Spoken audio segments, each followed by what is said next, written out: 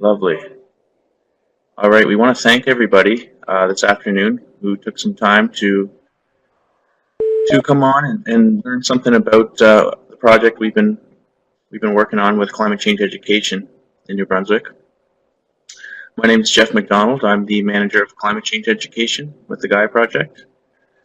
And I'm Lizzie Gresh. I'm the executive director of the Gaia Project. And then we also have Jimmy, Darren, so this is okay. This is Jimmy Tarian. He's our program director at the Gaia Project, and he is providing simultaneous translation today. So if you do need French translation, you can look at the chat room. There's a number 1-800-747-5150 and an access code 9561632. And so a reminder, if you're calling in, just to be sure to mute your phones so that we don't have too many people with noise background. There's also a raising hand button on the Adobe software that you can use, but we're going to wait till after the presentation to take questions. Okay. Jump right in. So, getting to our presentation here. There we go. As you can see, the presentation is available in French and English. So you can choose which screen you'd like to focus on and just hit the expand button at the top corner, whether it's English or French. Once again, there's the number you need to call if you would like this presentation to be delivered in French, and Jimmy will be translating for you.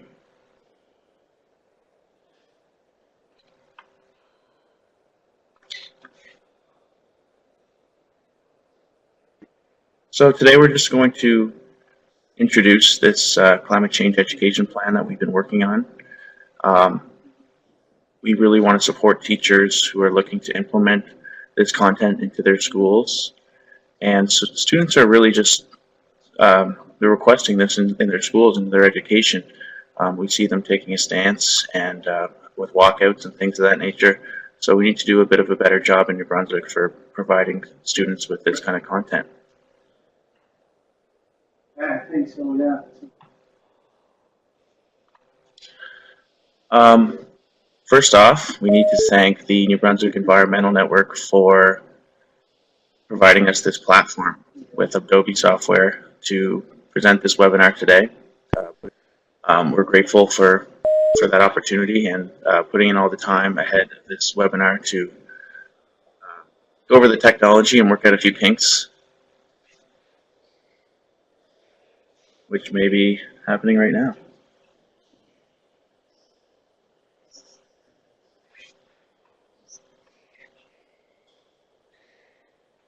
Good. All right, so we've got a few key objectives for this webinar. First off, we need to introduce the work we do at the Gaia Project, talk about our programming in schools and the work we've been doing with our mission statement as informal educators at schools. We're going to review some of the research conducted and reviewed on climate change education and how it went into developing this plan for New Brunswick. Then we'll present the current version of the plan, some of the frameworks that we've chosen. And this is a fluid document, so the plan will be a document that changes and evolves with feedback from teachers, students, and other educators such as yourselves. So we'd like to open up a conversation to gather feedback on this document so that when we decide to make choices around implementing the plan in schools and piloting resources and such, we'd like it to be a successful mission on our part. And then we want to grow community-based education projects in New Brunswick in general.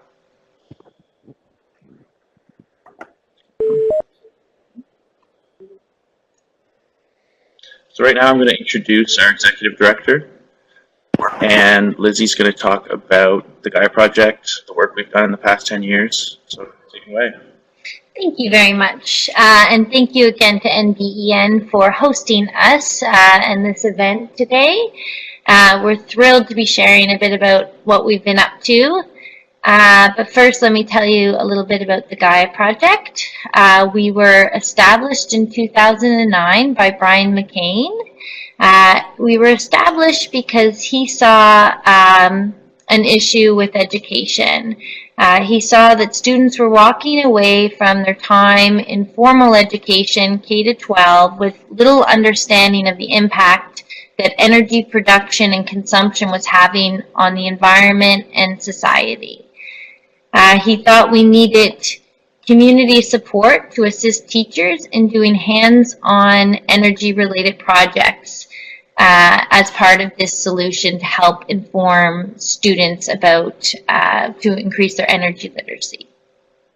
So over several years, Brian and his team developed a range of engaging programs and gained significant momentum with the Department of Education here in New Brunswick. And because of his great work, for almost 10 years, we have completed hundreds of projects with students related to energy, waste, water, transportation, and general sustainability related issues. We've done this across all 7 school districts here in New Brunswick, and we provide these services in both official languages. Today, we have 6 full-time staff working at the Gaia Project, and we are continuing to work primarily in the school system alongside teachers on student-led projects.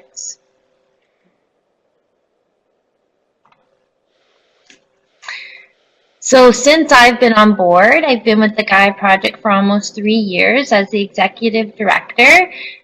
We've had a lot of fun. We've shaken things up. We've changed our mission statement. We've fine-tuned our program offering. So we now have 5 core programs that we deliver. We have a new website and logo. And we created the Climate Change Education Plan, which Geoff is going to dive into next. We've also are piloting a range of new programs and professional development offerings and learning as we go in those areas. And we have a lot in development. And recently I've been working with the program delivery team as well as our board of directors here at the Gaia Project to really decide what our niche is as one of the New Brunswick environmental NGOs in the fight against climate change. And I know, like many of us in the field, it's challenging to know what our role is, especially when you get offers to do different things and looking for grants and following leads. So we've really worked very hard to clearly define our mandate and have clear direction. And our direction is we are focusing 100% of our energy on education. And we're looking to become a leader in empowering youth to take action on climate change through education-based programs in both the formal and informal settings. And we want to work with teachers, administrators, teacher aides, and so on, as well as with students on our mission. And we also want to work with other nonprofits who are delivering education-based programs to youth to improve all of our practices, align our resource offerings, and be very strategic about our work in climate change education across New Brunswick.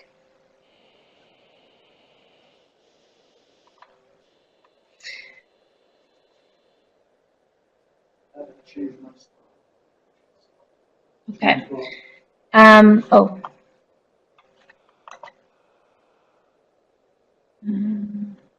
we go. Sorry. So for the climate change education plan, just to give a bit of background on how we got this piece of work, is in 2016, with the launch of New Brunswick Climate Change Action Plan, we saw the objective number 9, which was to incorporate climate change into education at all levels, including experiential learning and connecting learners with climate change initiatives in their local communities. When I saw this as an objective, as the plan, we went directly to the Climate Change Secretariat at Environment and Local Government and asked if we could start working on that piece of the puzzle. We were given a grant to start research across the country on what was going on around climate change education, and then from there we were approached by the Department of Education to take that research and figure out what we could do here in New Brunswick based on what we found and how to move forward. And our biggest thing was, we know there's a lot of people working on this type of work. We know that there's a lot of energy put into resources, and we know that a lot of nonprofits are doing all sorts of different things to support climate change education, environmental education, and a wide range of informal and formal settings for education. So we worked on this partnership with the Department of Education and the Climate Change Secretariat to work hand in hand with them on developing a simple, easy-to-use plan that could potentially serve as an umbrella for all those working to implement climate change education in the formal K-12 system. We hired Geoff MacDonald to take on this work, who has a master's degree in curriculum development and was working at the time at UMB on inquiry-based education and science kits for teachers. We brought him into the Gaia Project to help us work with the department closer, because he had such a understanding of the education system at that time, and he has been a true leader in this project and has done an immense amount of research to support how to move forward with putting climate change education into schools through community-based groups, through professional learning, and through hopefully with the Department of Education some other linkages there as well with curriculum. So we're really, really lucky to have him, and we feel like we're very proud of where the plan has come so far, but this is a first iteration, and we're really looking for feedback, because this is a project that we're putting together, but it's something that really needs to be for everybody. We hope that it serves as something that we can all put our work in climate change and come together under the topics that Geoff will speak to throughout this presentation around really being strategic about our climate change education in the schools. So I'll pass it over to Geoff to talk about his work on the climate change education plan. Well, thanks, Lizzie. Thanks for the kind words. We're going to look at some of the research conducted for plan development. So here's a great article that I came across from 2018, and this is all based on policy around climate change and the corresponding educational policy that's may or may not have been engaged or implemented in schools. So you can see that each province received a score, 3 being the higher scores and 0 being the lowest. And British Columbia, Manitoba, Ontario at this time had really scored well, as their climate policy included a lot of different educational elements which were taking place within the Ministry of Education. Unfortunately, at this time that this research was collected and the data was collected, New Brunswick did not score well, and I'd like to think that since that time we've improved with our climate change action plan and some of the work we've been doing in schools. But it's somewhere where we really need to improve moving forward. Another figure from that article includes how education is mentioned in these policies. And you can see that there's a number of ways that the different provinces have included climate change education in their policies.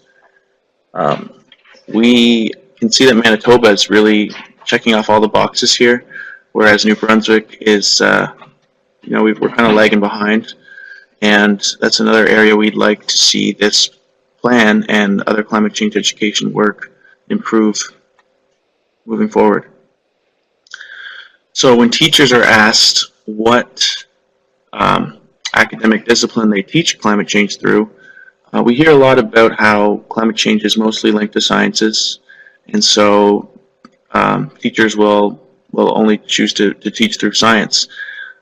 Social studies is actually known to be a more powerful discipline to teach science through, as it creates sort of a feeling of citizenship and social engagement. So it's interesting to see that many teachers are linking climate change to science more than other disciplines. This is from some research conducted in Nova Scotia, asking teachers why they wouldn't teach climate change or why they don't teach climate change in their classrooms.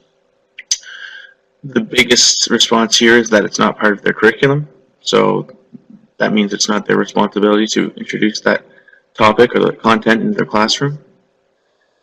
Also, it may not be relevant to the classes they teach because, in their opinions, maybe it's a scientific, it belongs in science classrooms, or they think it belongs in social studies classrooms and not exactly under their discipline that they teach. And you can also see a lack of time, a lack of resources, or just a discomfort with the content itself. So there's many issues that teachers have identified to not introduce climate change in their schools. Well, there's a lot of resources out there, and teachers are not always aware that they exist. They don't have a lot of time to do the research to see what's going on with climate change resources, and they are voicing that in this article. Teachers want lesson plans, they want PD, they want guest speakers, they really want anything and everything to support them in implementing this content. So there's a lot of opportunity here to support teachers. Looking at specifically New Brunswick and the state of education currently, as we do work closely with the Department of Education and some of the different school boards around New Brunswick in French and English, there is a real shift in curriculum to skills-based models. So no longer do we focus on content and knowledge in curriculum. We're shifting towards some more foundational skills through global competencies. So the global competencies really focus on inquiry-based learning, problem-based learning, working on projects in schools, community-based learning, and citizenship. And a lot of the climate change work that we do in schools and that many other groups do in schools, they check off a lot of the boxes for global competencies. So we feel that climate change content and projects can really service the Department of Education, and we're looking at ways that we can fit this content into the reframed curriculum in science, social studies, math, and every discipline really, because it does relate to all disciplines of study. And here's an example of what that looks like with the current science curriculum. They've reduced, oh, there we go. They have reduced the science curriculum in New Brunswick by 50%. So what they've done is take 50% of the content expected to be taught by teachers, and they've cut it in half. So traditionally, you can see the grade levels are represented on the left side here. Teachers would have been expected to teach 4 units per grade. So if you look at grade 3, right now it shows soils and plants.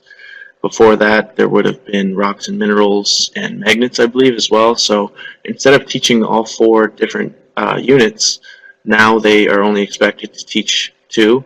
And that extra time, they're hoping teachers will take on project-based science and inquiry-based learning initiatives where students can ask questions and drive their own learning. So far, that has not always been the case. The feedback we're getting is that teachers aren't sure how to go about this extra time and how to try these new teaching strategies in their classrooms. So again, we need to provide more support if that's going to be properly implemented. So here's a look at the Climate Change Education Plan. This was funded by the Environmental Trust Fund.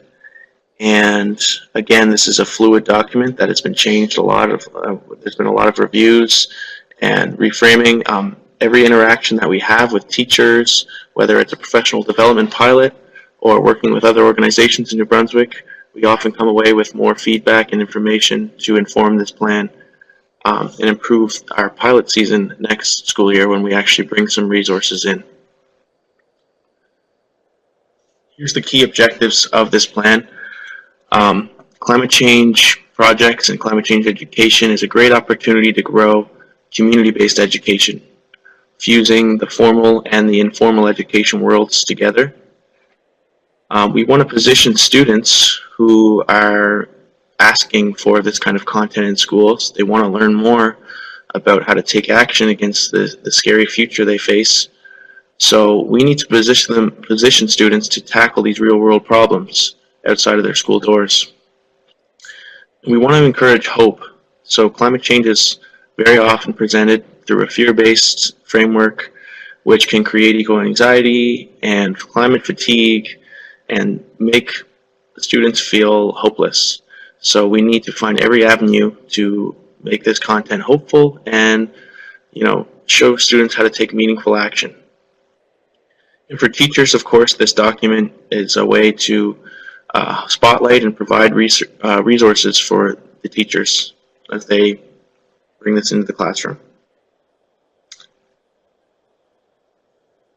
The key frameworks for the plan were identified early to be classroom resources, a community of best practice around climate change education, and then professional learning options for teachers. With my experience building classroom science kits, I know that teachers love resources. They love bringing them in their class. They often will end up in a closet or in a drawer and never get used, especially if there's no professional learning option available to show teachers how exactly to use these resources.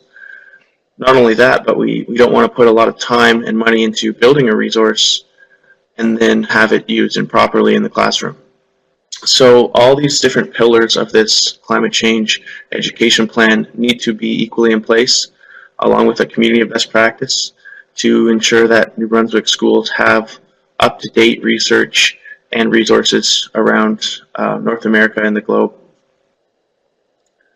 We looked at some other frameworks that sort of shaped this plan.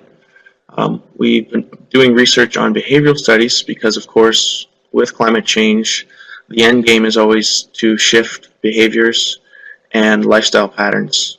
So for students, we need to sort of give them, we need to show them how they're going to do that. We can start with knowledge, and we can build up them to be climate and energy literate people. That can be done. But what we know about some of the research around knowledge is it's not always enough to create a willingness to take action or a willingness to change behaviors. And we can kind of relate that to putting your seatbelt on and all the years it took for people to really take that seriously, or smoking and people learning about, they can learn all they want about how bad it is and how this is a terrible decision, but at the end of the day, there needs to be some sort of disposition, and there needs to be an understanding of how you interact as an individual with that concept. So that's where we look at disposition and the work we do in schools, where we can show students what real-world projects look like to take action against climate change, and they can understand their age-appropriate role as a global citizen or a local citizen of their community. And again, the end game is to shift behaviors and improve sustainability around New Brunswick. So we look at the plan through some of the key players involved. Oh, sorry. There we go.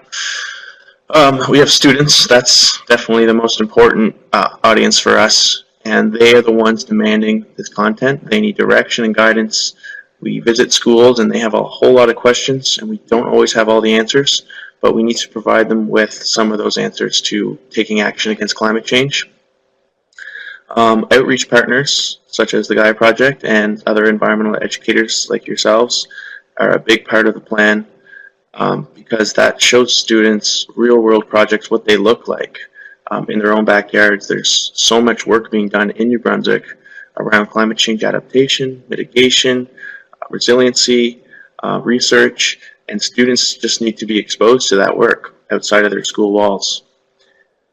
Teachers are a huge part. Teachers are sort of the barrier to really making this happen, and they're just asking for resources and support, so that's what we're going to focus our time on with this plan. Looking deeper at the classroom resources, I can tell you from my experience that there's a ton of exceptional resources all across North America, including resources for rethinking. There's some really great stuff, and whether it's a lab or an activity or a project, it's all out there. It's all accessible. Not a lot of teachers know where it is or how to find it, and on our end of things, we need these resources to be localized. So we want these students to be exposed to climate change content that relates to their communities, so they can connect with the issues that we face when it comes to climate change. And we're hoping to generate that emotional connection to the content to ensure that they do really care and think about how they can change their own behaviors or be just a social activist and an advocate against climate change. We want to differentiate these resources, of course. So if you've spent a lot of time in schools, you know that the way that things operate in a K-5 elementary school is much different than the way things operate at a high school level. And not only the development of the students, but the practice of the teachers, and we need to sort of meet them in the middle there, and we need to provide elementary school teachers with lesson plans that are interdisciplinary. We need to target school clubs and environmental groups that more often happen at the elementary school level, literacy books and things of that nature. And then when we get a little bit further on to grades 6 to 8, we can introduce some more interactive kits and labs and content that promotes energy literacy and climate literacy, trying to bring in that knowledge side of things. And then at the high school level, we really want to promote those student-led investigations where the students themselves can take ownership over their own learning. And that is the way we're trying to shape out these resources. There's some great work currently for localized resources in New Brunswick. We are actually part of a collaborative funding agreement through ECCC, which is really exciting when it comes to climate change education, because there are some groups that are developing these resources right now, these localized resources for teachers. EOS, Nature NB, and the Gaia Project are part of that resource development. And so we're really excited to collaborate and see what we can provide for teachers when they want to implement climate change education in their schools. There's other work that involves funding. So teachers will often show concern around time. They don't have enough time to try projects or new ideas. They don't have the resources, so that's something we're trying to identify here. But they will also say they don't have funding or they don't have any money to do these expensive projects. And that's often why they'll call an outreach partner such as the Gaia Project to come in and bring all the tools and the equipment with them. So what we've done to increase our capacity here is looked at some real great organizations that provide that funding for classrooms and teachers and student-led projects, so that we don't always need to be there, and teachers can improve their own classroom by bringing in kits or getting their students out for a field trip or an outing, bring in an expert or whatever they want to do. There's a lot of options there.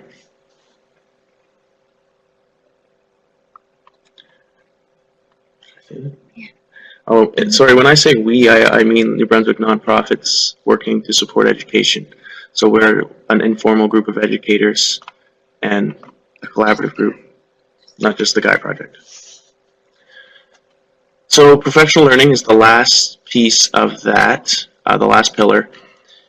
Sorry, the second pillar. And there are a lot of groups that offer environmental education. training for teachers. So Great Minds Think Outside, the Gaia Project, Learning for a Sustainable Future has been in New Brunswick to offer different seminars and workshops for teachers. The Wolastoqey Environmental Pedagogy Training Center is something that will be giving teachers an option to come in and learn how to teach outside and outdoors. So we think about strategizing implementation of professional learning. And by the way, if there's other groups that we're not familiar with that provide this kind of training, we definitely want to hear from you. I know Scientista has been thinking about ways they can support teachers in this way, and I'm sure there's a few other organizations as well. So we think about implementing professional learning for this content. At the K-5 level, the research is suggesting that learning outdoors is really the focus. So getting students outside and fostering that connection to their environment, building that emotional connection to the environment, seeing how they impact their environment and how their environment impacts them. Then as we kind of move on to grade 6 to 8, we want to really focus on that energy literacy and climate literacy piece. And then just in general for teachers, it can be hard to talk about climate change and have a dialogue with your students about climate change. There's a lot of misconceptions involved with climate change. There can be some mixed opinions, especially amongst families. So we want to support teachers and show them how they can have that dialogue. And then at the high school level, we're really promoting that project-based learning. We want teachers to be comfortable with inquiry and take that extra time they've been given by their school districts and the Department of Education to try some of this stuff.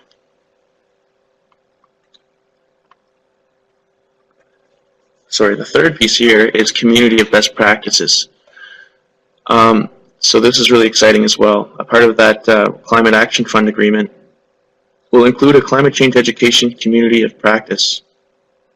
This will be a great opportunity for face-to-face gatherings, bringing in some of the best of what's around from other organizations here to New Brunswick, professional development opportunities for teachers and for educational outreach members such as ourselves, and direct work with students too. So we're really excited about this.